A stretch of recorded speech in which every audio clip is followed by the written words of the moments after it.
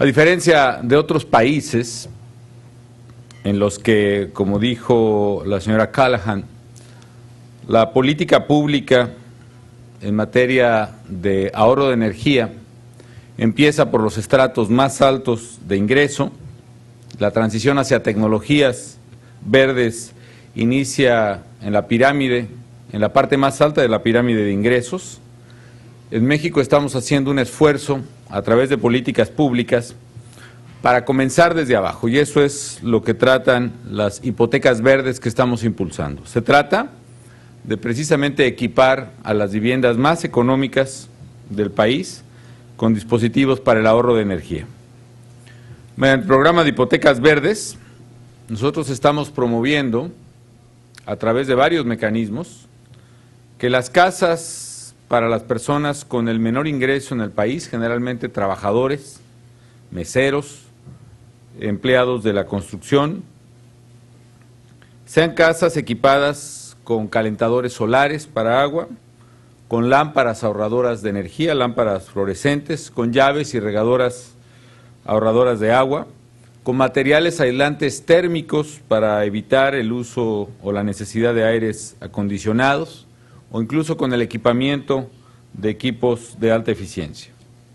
En este año 2009, a pesar de ser un año de crisis, el gobierno ha financiado más de 61,000 viviendas verdes. Su precio puede variar entre 15,000 y 28,000 dólares, que pueden ser adquiridos, como ustedes imaginarán, por trabajadores de los menores ingresos. La mayoría de estos trabajadores reciben un doble apoyo. Por una parte, nos percatamos que quienes ganaban menos de 4 salarios mínimos en México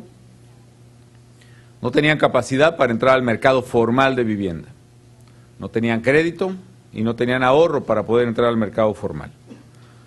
Por una parte, entonces, diseñamos un programa de crédito en términos de plazos y de tasas adecuado a estos ingresos. Y una buena parte de ese crédito lo desarrolla el Infonavit, el Fondo de la Vivienda para los Trabajadores, y el anticipo lo estamos cubriendo con el gobierno federal con un subsidio al frente que permite por primera vez el acceso a una vivienda formal y financiada a los trabajadores de menores ingresos en el país. Pero el tema es que las hipotecas verdes y el apoyo del subsidio al frente está a partir de ahora condicionado a que la vivienda tenga un mínimo de elementos y requerimientos de ahorro de energía, como ya lo he referido. El uso de ecotecnologías incluso está demostrado en los estudios del Infonavit, que representa ahorros mensuales para las familias en promedio de hasta 30 dólares por mes en el consumo de electricidad, básicamente, o en consumo de agua, lo cual representa también un significativo ahorro en la emisión de emisiones. El programa de hipotecas verdes forma parte de una amplia estrategia contra el cambio climático que está impulsado por el Gobierno de México. Agenda Gris, la cual está orientada a la reducción de emisiones en la industria, en el comercio y en el consumo de energía. Y ahí la clave es la innovación tecnológica, la eficiencia energética y el paso a formas más eficientes de producción y de consumo de energía. Por ejemplo, esto incluye un acuerdo con la industria automotriz en México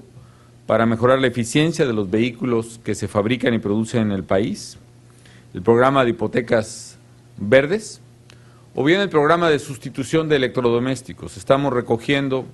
los refrigeradores y los aires acondicionados de más de 10 años en diversas plazas del país, particularmente en hogares de bajo ingreso otra vez.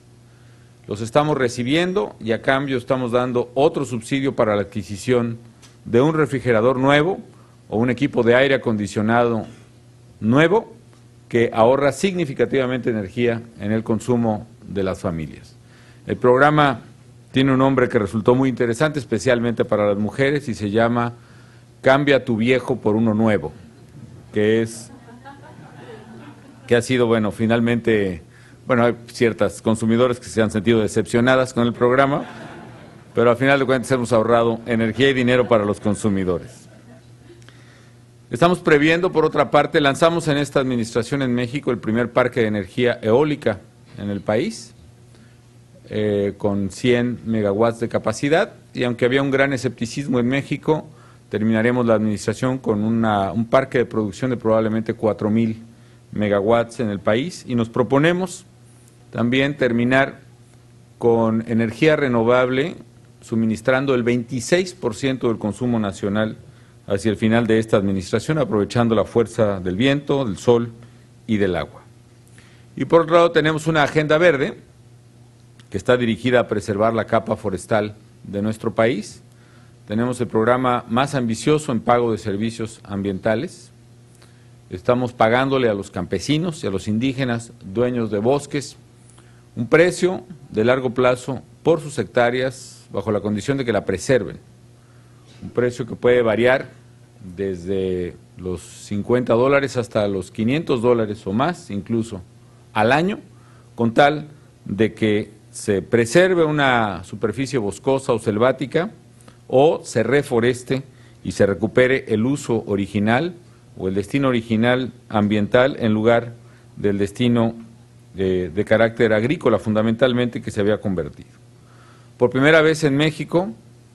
es mayor el número de hectáreas recuperadas y reforestadas por año, aproximadamente 500,000 de hectáreas por año, que las 240,000 hectáreas que por año se pierden por los incendios, por la tala clandestina e ilegal, que también estamos combatiendo, o por el uso agrícola. En fin, este conjunto de medidas, amigas y amigos, nos llevarán, estoy seguro, a contribuir con el cambio, en la lucha de la humanidad contra el cambio climático. Aquí debo ser puntual en un punto, en un asunto, y es que México no comparte la tradicional idea de que la lucha contra el cambio climático es solo una responsabilidad de los países ricos y desarrollados. Es una responsabilidad de todos los países y todos debemos contribuir, cada quien en la medida de nuestras posibilidades y de nuestras capacidades, a esa lucha. Esto nos ha generado quizá tensión con algunos países amigos en desarrollo y emisores, pero consideramos que podemos encontrar fórmulas que nos permitan a todos contribuir con este tema que es de vida o muerte para la humanidad. Por eso hemos propuesto, como decía la señorita Callahan, un fondo verde, un fondo contra el cambio climático. Muy rápidamente se los describo. Es un fondo al que todos aportaríamos, no lo mismo, sino que partiría de aportaciones diferenciadas según la capacidad de cada país, con base en una fórmula. Podría ser la fórmula, hemos propuesto que sea el ingreso per cápita de cada país, las emisiones per cápita de cada país, o las emisiones históricas, o una combinación de estos factores que permita que cada quien aporte a ese fondo una cuota determinada, de manera tal que ese fondo se integre con todos los países, como lo hacemos para contribuir, por ejemplo, a las Naciones Unidas, salvo los países más pobres del mundo, generalmente países africanos en extrema pobreza. Y todos los países tendríamos derecho a retirar de ese fondo, en base a la eficiencia, es decir, yo propongo que podamos retirar de ese fondo en base al número de toneladas de carbón que seamos capaces de evitar o de secuestrar. Concretamente, si pusiéramos, por ejemplo, $1 por cada tonelada de carbón emitido,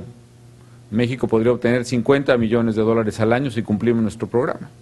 O si nos vamos al valor de mercado de los bonos verdes en el mundo, que es aproximadamente $15,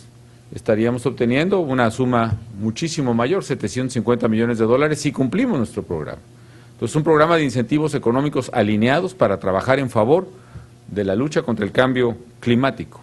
Con una diferencia, los países desarrollados aportarían más de lo que pueden retirar, a diferencia de los países en desarrollo que podríamos retirar más de lo que aportamos, y así se genera un círculo virtuoso de compromiso de todos y con incentivos económicos claros.